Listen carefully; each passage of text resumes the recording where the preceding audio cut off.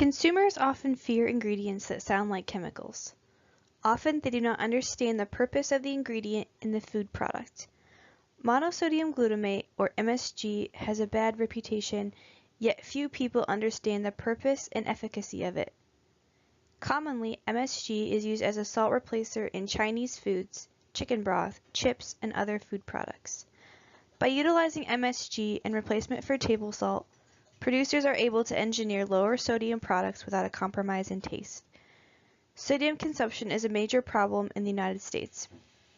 According to the American Heart Association, Americans eat, on average, more than 3,400 milligrams of sodium each day. The recommended sodium limit is 1,500 milligrams. The purpose of my experiment was to test whether it was possible to make low-sodium marinade for beef steak that consumers enjoyed.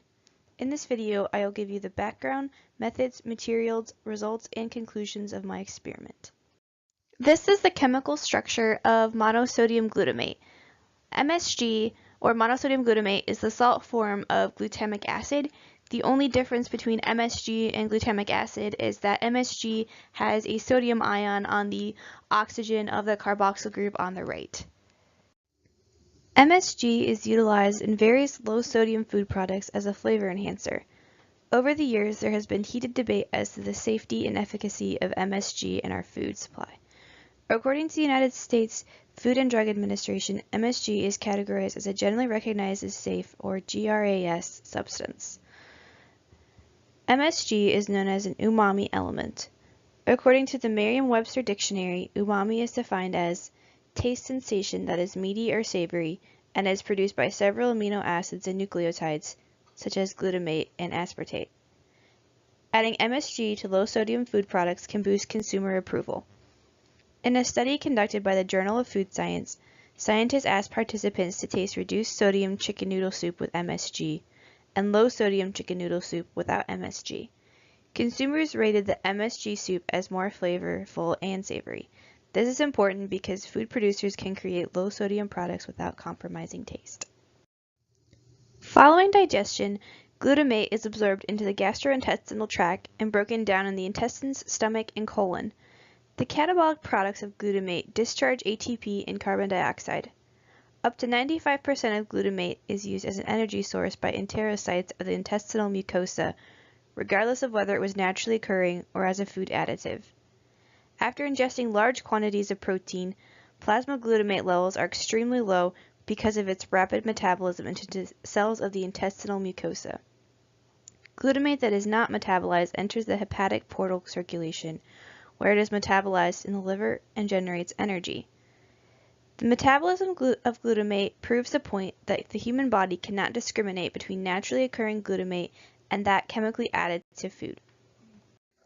Naturally, the safety of any food product depends on the purity level, the amount used, how it is administered, in addition to the food component it is ingested with. MSG is no different.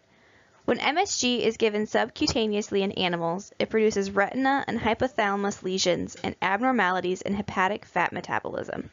However, normally ingested MSG does not cause any hypothalamic damage, retinal lesions, or alterations in hepatic fat metabolism. Furthermore, the amount of MSG needed to produce adverse health effects is not feasible in humans due to extreme nausea. An overwhelming body of research has proven that MSG consumed with foods does not present any of the incriminating disease conditions, such as brain effects or hormonal imbalances. I conducted an experiment to examine whether individuals preferred steak marinated with table salt or steak marinated with MSG instead of table salt. I also asked participants to rate the salt and flavor intensity of each steak. I hypothesized that people would prefer the steak marinated with table salt. A random sampling of undergraduates were asked to try two different marinated steaks, one prepared with table salt and the other with MSG. The steak was cut into pieces and de-identified with a random 3-digit number. Here is a list of all the equipment and materials you would need to conduct this experiment at home.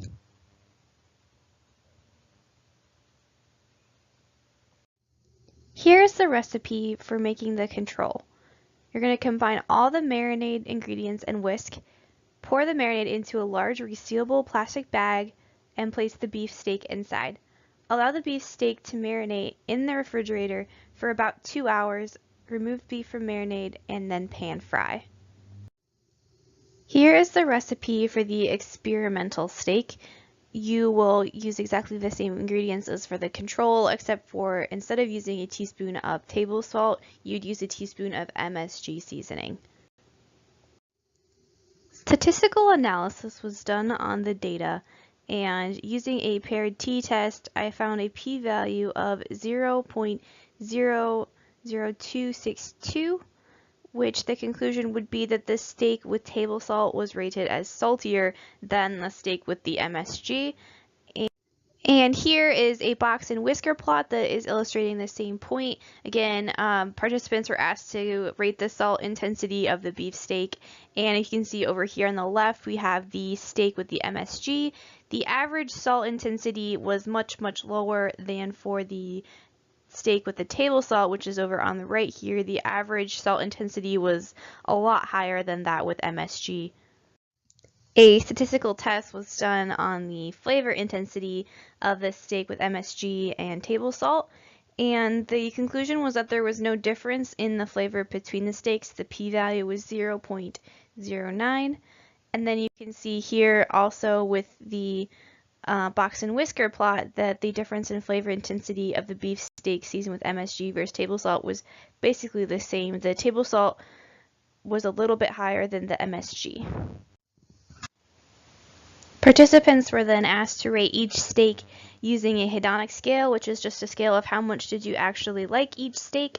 On the left here you see the beef steak seasoned with table salt.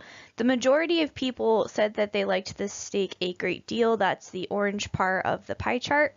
And then on the right over here, for the beef steak seasoned with MSG, there's a little bit more of an even split between like a moderate amount and like a great deal. But the majority of people again said that they liked the steak a great deal, so there overall wasn't really a difference in preference. Finally, participants were asked which steak they preferred over the other, and according to the pie chart, you can see that the participants overall liked the table salt steak more than the steak with MSG, though there was a good amount of people that liked them equally. The conclusions of my experiment agree with previous studies on utilizing MSG in replacement of table salt. The original hypothesis was that participants would prefer the steak marinated with table salt. Overall, there was no difference in preference. Consumers said they preferred the steak with table salt. However, the data indicates that there was no difference in flavor intensity between the two steaks. Participants were asked to rate each steak using a hedonic scale. Both steaks were rated as like a great deal the most. However, it is important to acknowledge that there could have been errors in the study.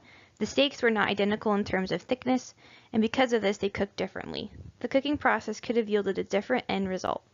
Overall, the conclusions of this experiment is that MSG can be used in replacement of table salt to produce lower sodium food products without a difference in taste. Thank you for watching.